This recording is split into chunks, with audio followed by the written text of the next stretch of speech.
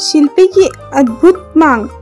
विजयनगर के महाराज कृष्णदेव हर बार तेनालीराम की सूझबूझ से दंग रह जाते थे। इस बार भी तेनालीराम ने महाराज को हैरान कर दिया। दरअसल एक बार महाराज कृष्णदेव पड़ोस के राज्य पर जीत हासिल करके विजयनगर लौटे और उन्होंने उत्सव मनाने की घोषणा कर दी। पूरे नगर को ऐसे सजाया गया जैसे कोई बड़ा त्योहार हो। अपनी इस जीत को यादगार बनाने के लिए महाराज कृष्णदेव के मन में विचार आया कि क्यों न नगर में विजय स्तंभ बनवाया जाए। स्तंभ बनाने के लिए महाराज ने राज्य के सबसे हुनरमंद शिल्पकार को बुलवाया और उसे काम सौंप दिया।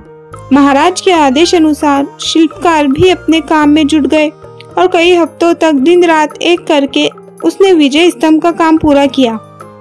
जैसे ही विजय स्तंभ बनकर तैयार हुआ तो महाराज समेत दरबारी व नगरवासी शिल्पकार की कला को देखकर उसके कायल हो गए।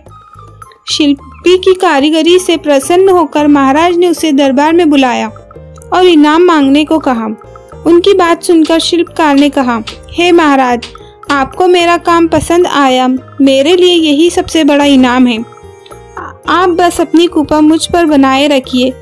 शिल्पकार का जवाब सुनकर महाराज को खुशी हुई, लेकिन उन्होंने जिद पकड़ ली कि वो शिल्पी को कोई न कोई इनाम जरूर देंगे। महाराज ने शिल्पी को कहा कि उसे कोई न कोई इनाम मांगना ही होगा। महाराज की इच्छा को जानने के बाद दरबार में मौजूद अन्य दरबारी शिल्पकार से कहने लगे कि महाराज खुले मन से तुम्हें कुछ देना चाह रहे हैं, तुम जल्दी से मांग लो। शिल्पकार अपनी कला में माहिर होने के साथ ही स्वाभिमानी और बुद्धिमान भी था। शिल्पी को लगा कि अगर वो कुछ नहीं मांगा तो महाराज नाराज हो सकते हैं। अगर वो कुछ लेता है तो वो उसके स्वाभिमान और उसूलों के खिलाफ होगा। ऐसे में कुछ देर सोचने के बाद शिल्पकार ने साथ लाए अपने औजारों का झोला खाली किया और खाली झोले को महाराज की तरफ बढ़ाते हुए कहा कि इनाम स्वरूप इस झोले को दुनिया की सबसे बहुमूल्य वस्तु भर दीजिए। शिल्पी की बात सुनकर महाराज सोच में पड़ गए कि ऐसी कौन सी वस्तु है जो सबसे बहुमूल्य है। काफी देर तक सोचने के बाद महाराज ने दरबार में मौजूद राजपुरोहित व सेनापति समेत अन्य दरबारियों से इसका जवाब मांगा। घंटों सोचने के बाद भी शिल्पी को क्या दिया जाए, इसका उत्तर किसी को समझ नहीं आया। किसी से भी संतोषजनक जवाब न मिलने पर महाराज झल्ला गए और शिल्पी से कहने लगे कि इस दुनिया में हीरे जवाहरात से बढ़कर और क्या कीमती हो सकता है। चलो मैं तुम्हारा ये झोला उसी से भर देता हूँ। महाराज की बात सुनकर शिल्पी ने इनकार में सिर हिलाते हुए कहा, नहीं महाराज, हीरे जवाहरात इस दुनिया में सबसे कीमती नहीं है, मैं वो कैसे ले सकता हूँ। संयोगवश उस दिन तेनालीराम दरबार में मौजूद नहीं थे। किसी से भी समस्या का समाधान न मिलने पर महाराज ने तुरंत तेनालीराम को बुलाने का आदेश दिया। महाराज का संदेश मिलते ही तेनालीराम तुरंत दरबार की ओर निकल पड़े। रास्ते में ही सेवक ने तेनालीराम को महाराज की चिंता का कारण बता दिया। दरबार पहुंचते ही तेनालीराम ने सबसे पहले महाराज को प्रणाम किया और फिर सभा में मौजूद अन्य लोगों का अभिवादन किया। महाराज की व्याकुलता को देखते हुए तेनालीराम ने सभा में ऊंची आवाज में कहा, जिसे भी सभा में दुनिया की सबसे बहुमूल्य वस्तु चाहिए वो सामने आए। तेनालीराम की बात सुनकर शिल्पी आगे आया और अपना खाली झोला तेनालीराम की ओर बढ़ा दिया। शिल्पकार से झोला लेकर तेनालीराम ने उसके मुंह को खोला और हवा में 3-4 बार ऊपर नीचे हिलाकर थैले से मुंह को बांध दिया।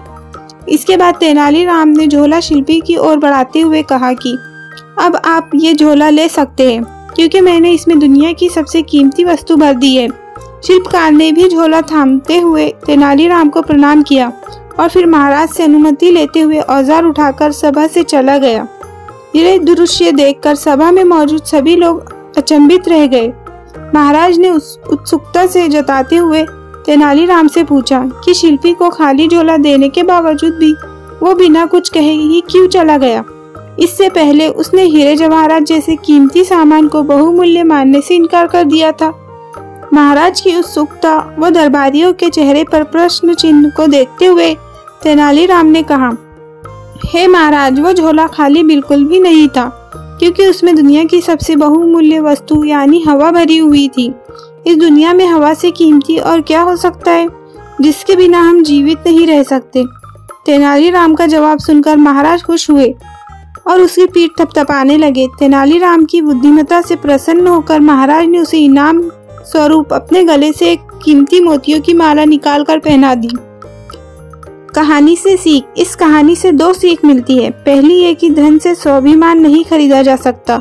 दूसरी ये कि दुनिया में सबसे कीमती हवा है जिसका मूल्य कोई नहीं चुका सकता। हमें ये मुफ्त मिलती है, इसलिए हम इससे कीमती दौलत को समझ लेते हैं।